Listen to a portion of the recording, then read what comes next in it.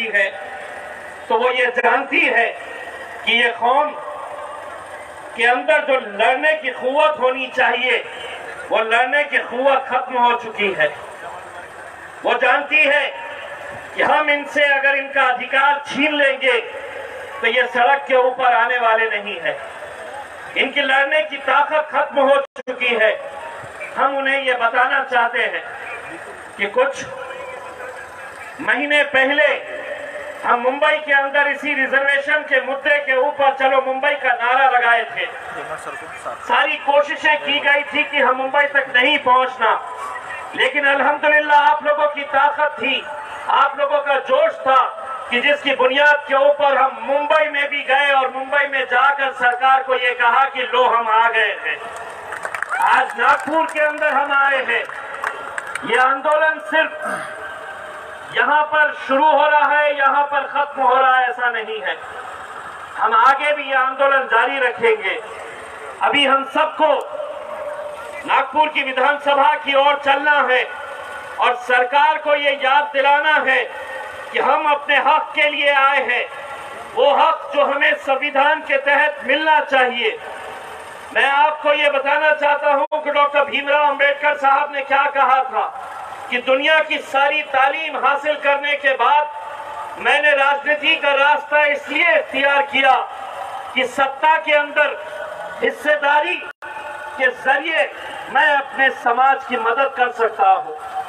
आज आपको इसी राजनीति का सहारा लेते हुए हमें अपनी हिस्सेदारी चाहिए और उस हिस्सेदारी के जरिए हम अपने समाज का, चाहे वो समाज हमारा मुसलमानों का हो, दलितों का हो, आज अगर इतनी सारी बुजुर्ग महिलाएं, हमारी माएं और बहनें अगर यहाँ पर इकट्ठा हुई है तो उन्हें खौफ सता रहा है कि मैं इतने सालों से झोपड़पट्टियों में रहती हूँ, कब ये सरकार आएगी और मेरी झोपड़पट्टियों को उद्ध्वस्त करके मुझे घर से बेघर कर देगी।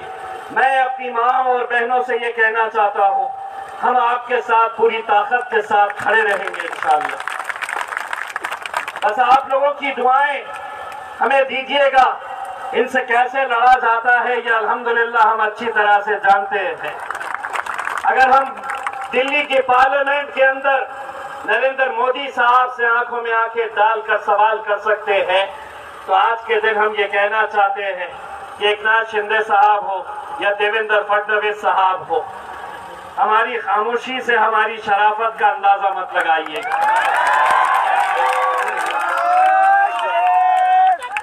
अगर हम यहाँ पर आए हैं, अगर सर झुकाकर चल रहे हैं,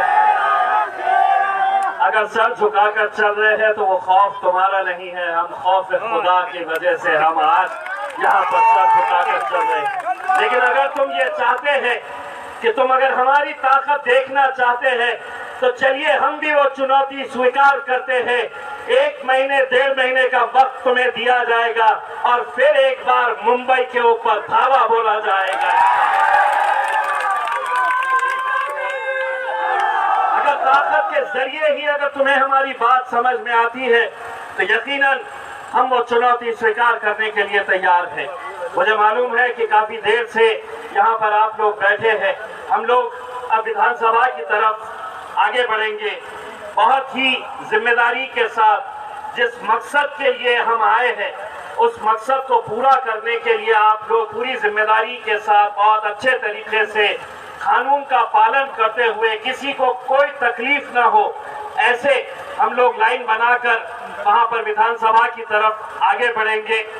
कहीं अपने मकसद से भटकने मत दीजिए, कहीं अपने जोश को बेकाबू मत होने दीजिए। हम एक मकसद के लिए आए हैं और इंशाअल्लाह उस मकसद के अंदर हम कामयाब होंगे। इसकी शुरुआत हम यहाँ पर नागपुर से कर रहे हैं। बहुत बहुत शुक्रिया। वाक़िअ दावना।